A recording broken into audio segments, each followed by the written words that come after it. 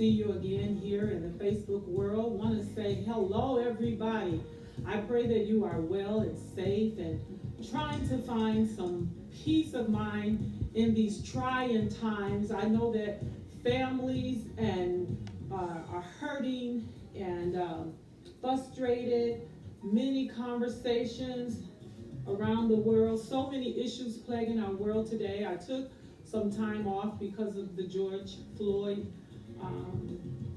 time of acknowledging his death and his memorial. And so now we're back in our conversation. So many things is plaguing us today. And I just want to get back to what is on my heart, and my concern is always with many things, but one issue that we talk about here on Why Should I Be Ashamed? We talk about the issue of sexual abuse. Sexual abuse in any form is a travesty. It is a crime. And oftentimes I'm noticing that sometimes I get backlash about anything else I say on Facebook or anywhere. And oftentimes it's by people that don't want to deal with their issues, or they choose to close the door. They choose to be silent, just like many of the issues in the world today. And I'm very thankful, and shout out to the peaceful protesters that are standing for a right way of life, because everyone deserves to live and to have peace. And with that being said, so does our children. Tonight I want to talk about innocence stolen, innocence gone, innocence gone. And I want to talk about when a person know that someone is being abused, or someone comes to you and tell you that they're sexually abused, and you don't know what to do. And most of the time we become silent. And when you are silent, it seems to those that have the experience that you are in agreement. Don't ever think that your silence is shutting the door. Your silence is causing it to just go away. And I want to reach out to some mothers, to some caregivers, to some guardians, to some friends, fathers, sisters, pastors, who's ever when someone have came to you in confidence and shared, grandmothers, grandfathers, shared this issue with you, and you just didn't say anything. I don't know why you didn't say anything. Maybe you was fearful. Maybe you was embarrassed. You can send me a question or let me know. You can send it to my message. You don't have to tell me who you are. Why so much silence with this issue? Why so much silence when you see someone is in great pain? And a lot of times the pain is internal, but sooner or later it's going to manifest. It's going to, especially with anybody, but I'm concerned tonight, I'm generally talking about children. It's going to manifest. You're going to send them to school. You're going to wonder, why are they not retaining the information? A lot of times children want to forget. Maybe they may act out and begin to do things to other children or other people. And because of your silence, and a lot of times we get reprimanded for the after effects or the after behavior, which you never addressed the issue when they brought it to you, try to cover it up. And it's really sad. I've seen, and I'm going to give a few of these stories. I would never give names, because most of the time people have come to me, they came to me in confidentiality.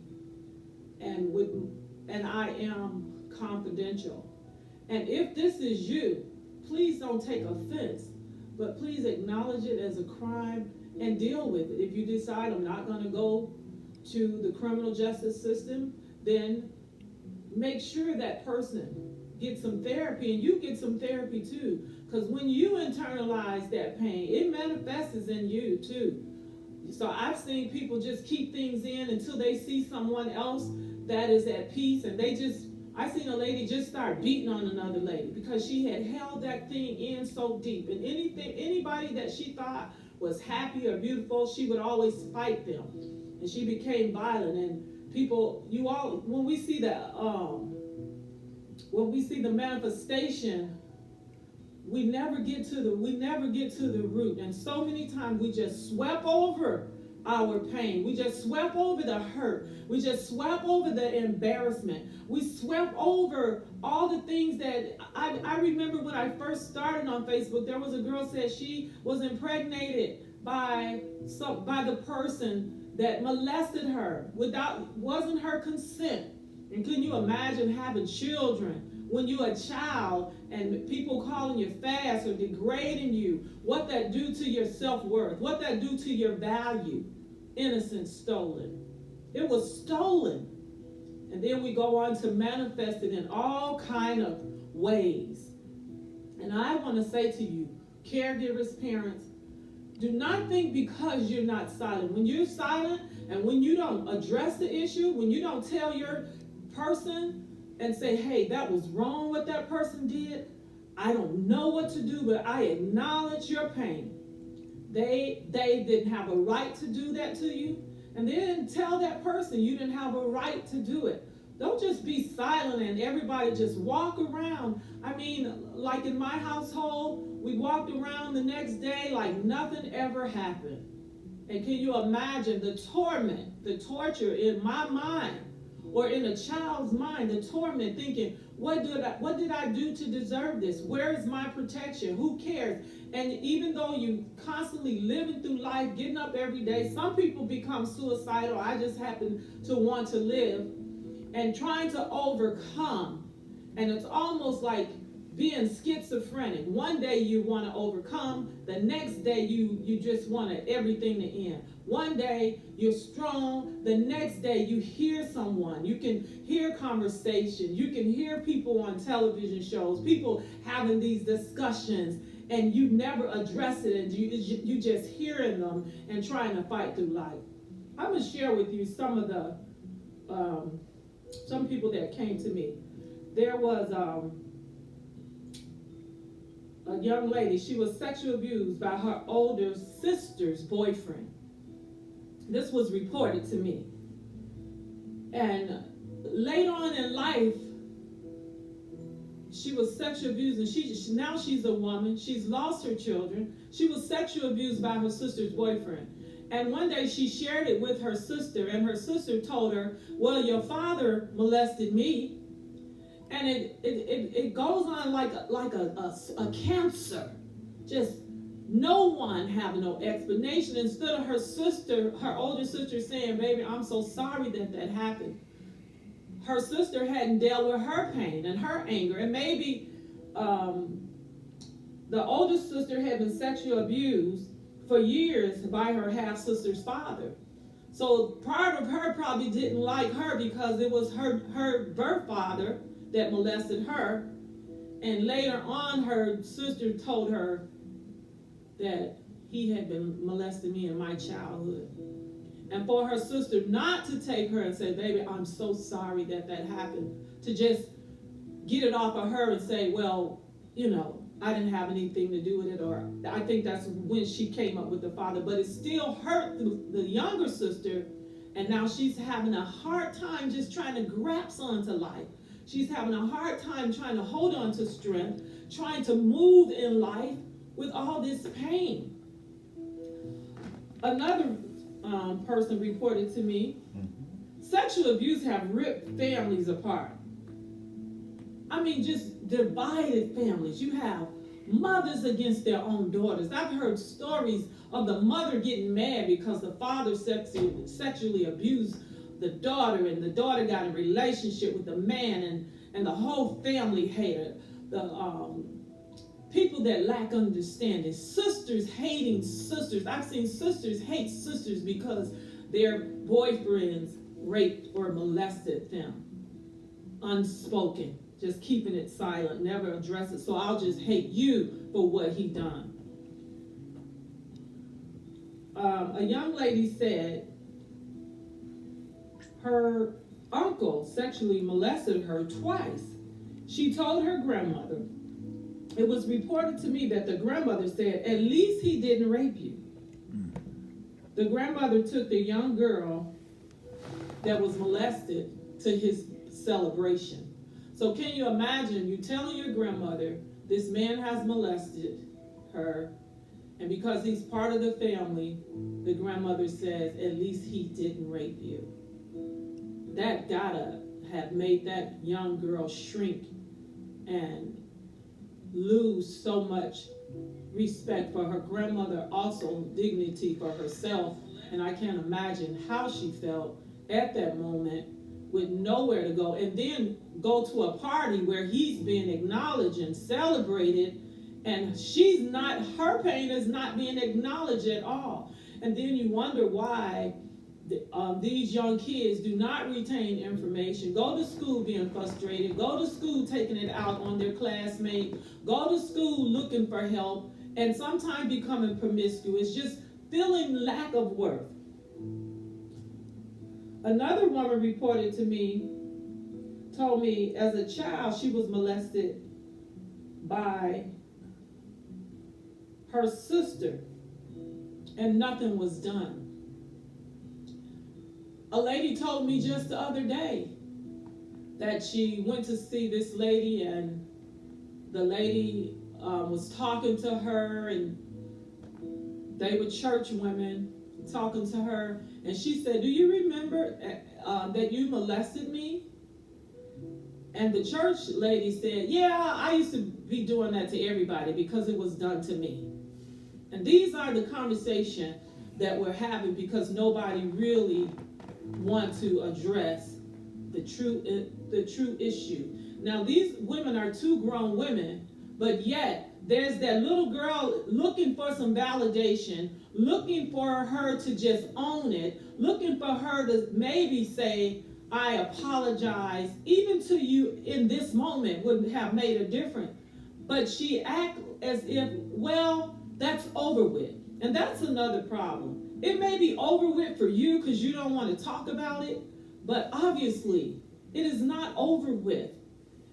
When you see this pain, this unforgotten pain, this silence, it is not over with. I'm telling you, the enemy of our minds is constantly bringing it to our attention. Every good moment, it comes to our attention. And it takes, for me, it took spiritual strength, affirmation, telling myself that I'm learning my value, learning my worth, learning that I can overcome. And I want to tell you, even if no one is listening to you, even if no one acknowledges your pain, and to you parents that don't know what to say, I want to tell you that you can overcome. And we have to do more, church, than just say, "I'm going to pray." Your silence is like ignorance. And that's why a lot of times our children don't want to go to church, because you don't do nothing. All you say is, "I'm going to pray." That is not the answer. You have to take responsibility.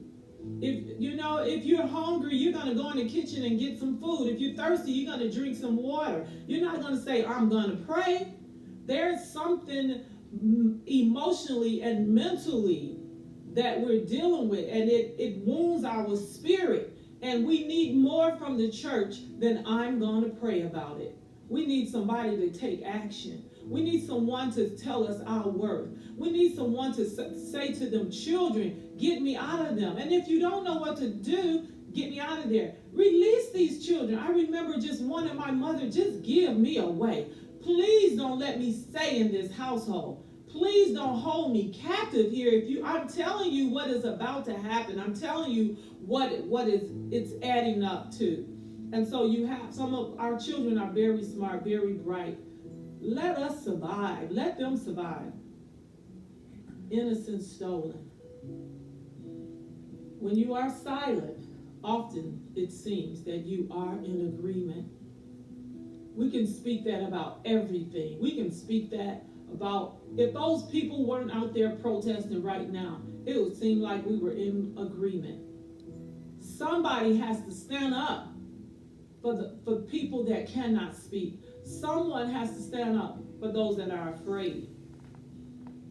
And don't think don't allow your child to get molested and then expect them to be purified and innocent because you take them to church, or because you read them a book, or because you take them to get an ice cream, or whatever, however you cover it up, whatever rug that you use, whatever blanket that you use, it's still alive.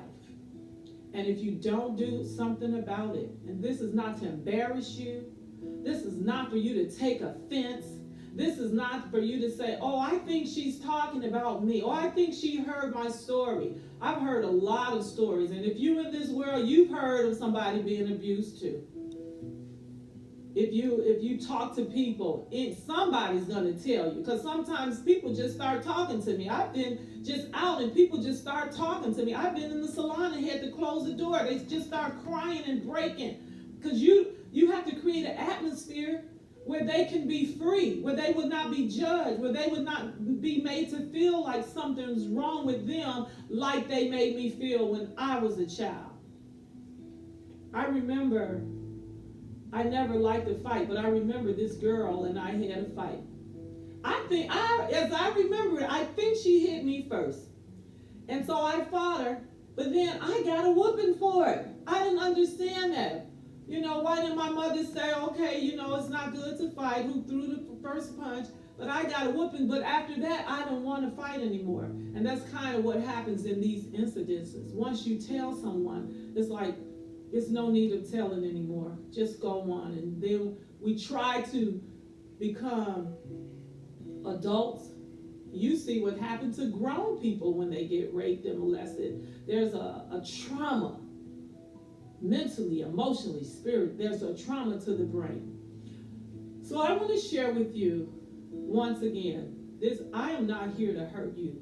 I want you to be healed. I don't want you to wait until your child get 20 and say, why did boy act like that? Why did girl act like that? I raised her so good. I gave them the best of life.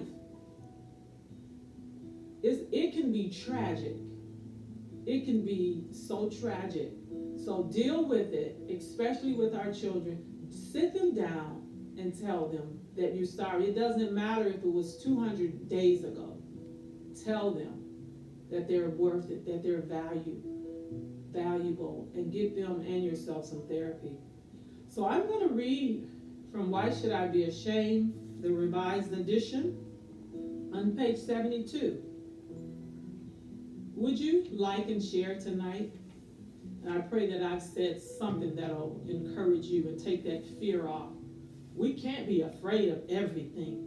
We have to face things. And once you face it, now for the church people, isn't there a scripture say you should know the truth and the truth shall set you free? You can't cover this up either.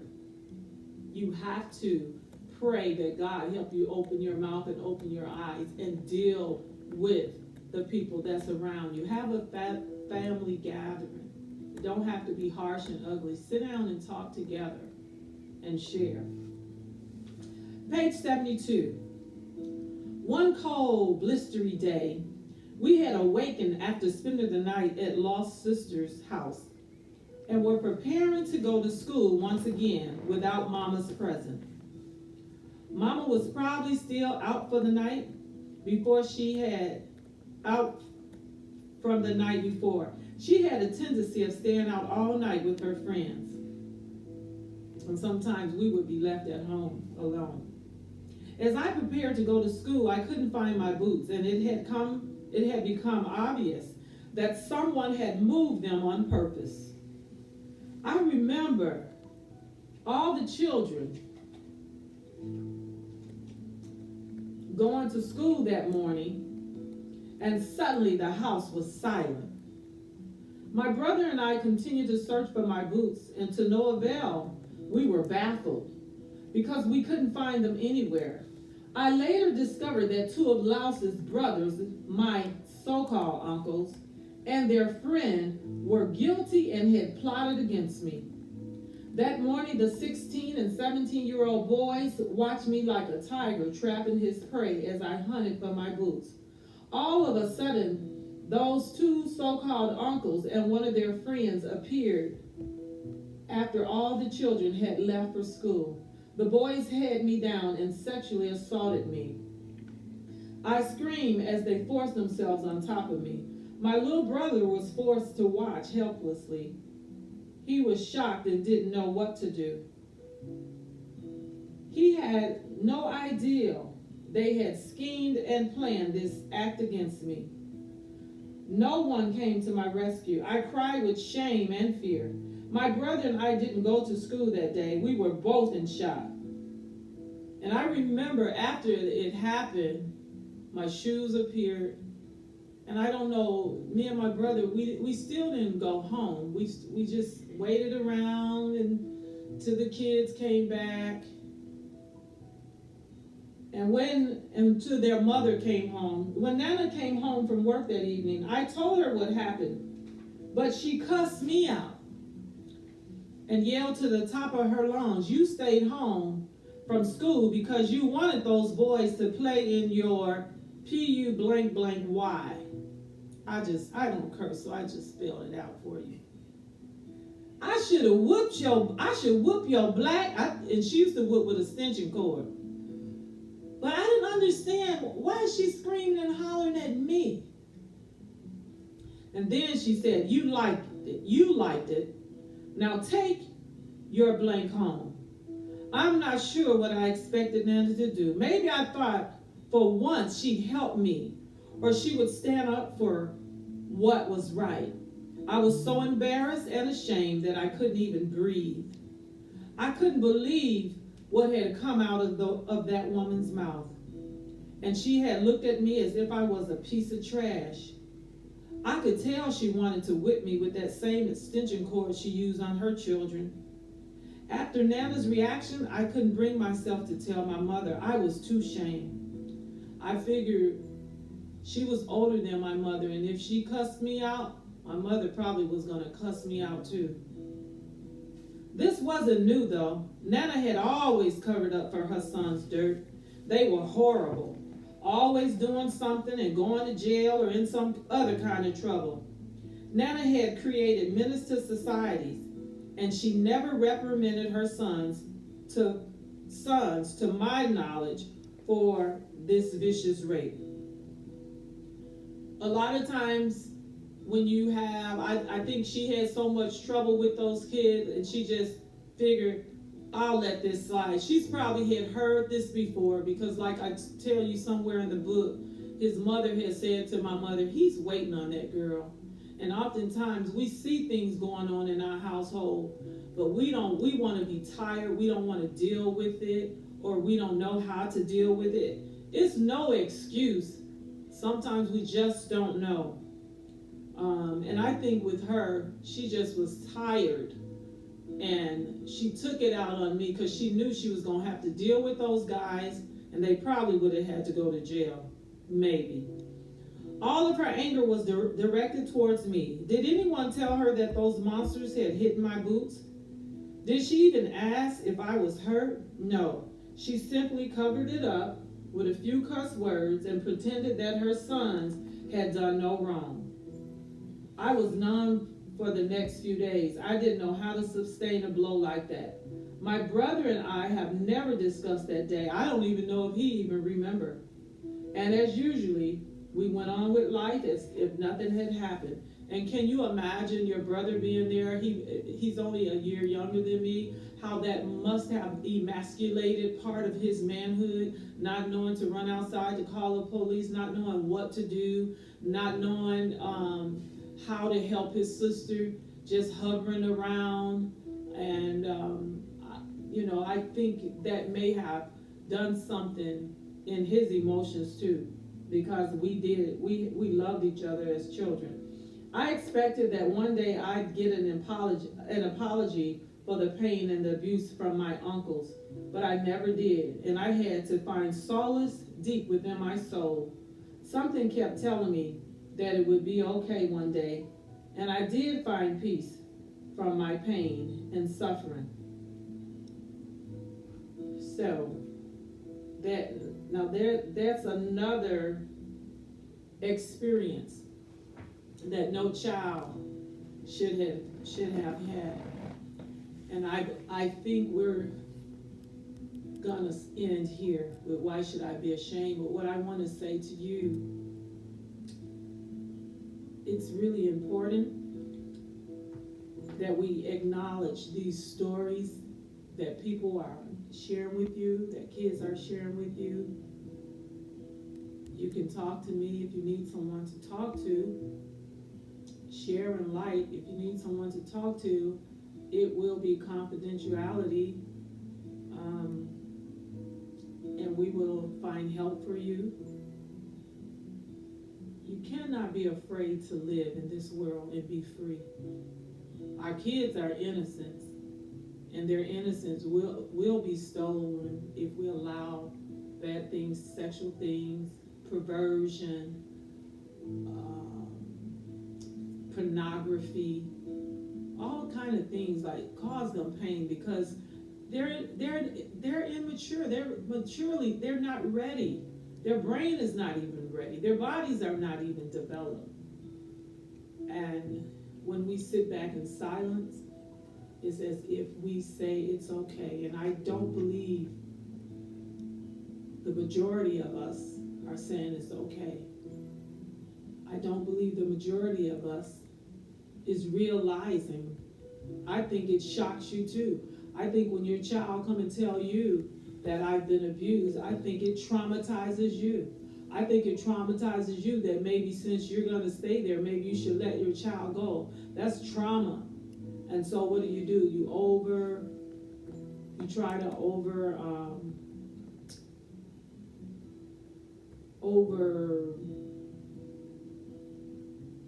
what's that word? When the next go around, I'll make sure I watch it. But you got to deal with every experience. So I'm thankful that I have the strength to talk about these stories. And no, it doesn't take me back emotionally. It doesn't make me feel like I'm set back or I got to start all over. It's just my story. It's my truth. It's my experience. And I had to live through it. And I had to live on. And I had to move forward. And I am not stuck. And I try to use my strength to encourage someone else. So I'm saying to you, there's a lot of things in our world today that is plaguing us. And we have to get help. We have to get healing. Even in our world today, we have been traumatized as a country, as a world here in America. And I think Ivy McGregor said it best. We need some mental health healing. And it's okay. And you have to acknowledge. You can't heal what you want to acknowledge. And so I acknowledge my pain. And I got therapy, and I got prayer, and I got love, and people loved on me and made me feel valuable and worth. And any toxic relationships, I remove myself quickly. When it's toxic, I can't fix it. I can't fix how people feel about me. But I can fix how people love on me and how I love on them. And so God bless you. Be strong, be safe. Remember to like and share. And I'll meet you here next Tuesday, Lord's willing. And hopefully we'll have a guest, because I really would like to share with you how to talk to your sons and daughters. And would you do me a favor? If you like to purchase a book, we have them available for you. I would love for you to read the story line by line for yourself. And meet us here on Thursday night. I believe Pastor has pastoral studies, and he'll have a great word for you. And for us, we're surviving here. Everything that you're dealing with, we're dealing with too. We are in survival mode. We're getting up every day, trying to encourage someone, not bringing any pain to anyone. I want to say, hi to Pastor Foster.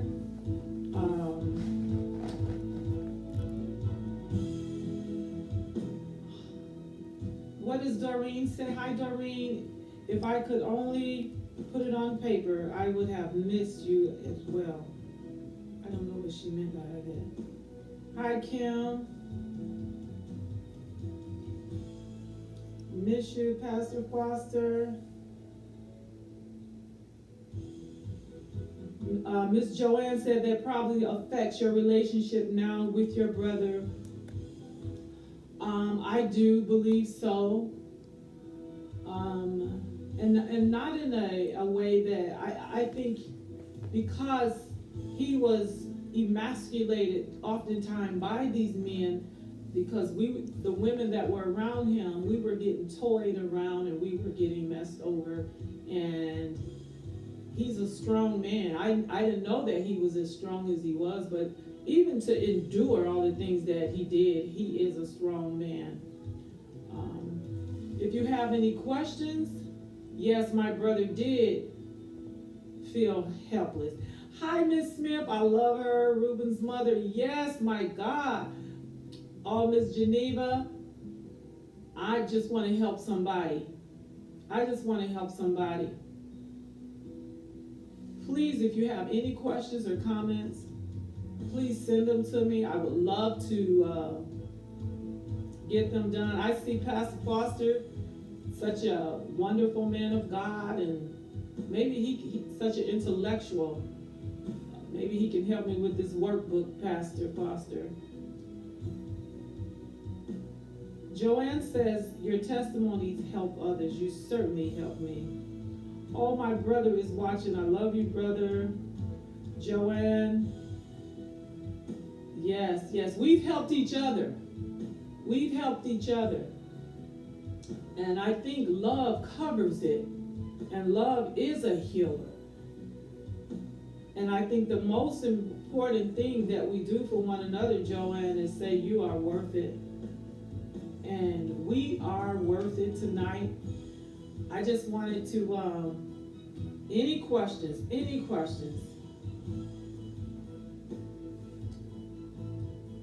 Hi, Evangelist Jonesdale Boyd. Hello, everyone. I'm just looking through. So I see Broderick is watching. Send me some hearts. I see Pastor Prophetess Kim is watching. Thank you for the hearts. I want you all to meet me here next week. I believe we're going to have Bishop from the high desert next week, and we want to ask him, what do you say to your men, and when do we start talking to them about sexual touching and consent, so I want to say God bless you tonight. Be encouraged, people. Issues all over the world, but yet be encouraged. Thank you for tuning in. Hi, Dorothy, for sharing and liking. Please share and like. We want to touch the world about this issue. And as you looked at some of the stories before, we did some statistics. And now some of you probably learning my story can understand some of my pain and my past. Also, please purchase your books. Please purchase your books. I'm signing off because I can talk and chat with you anytime. Anybody want to call, let me know. And never be ashamed of your past, because God is a healer and he will move you to your presence. God bless you. We don't write the music, but we can dance to our song.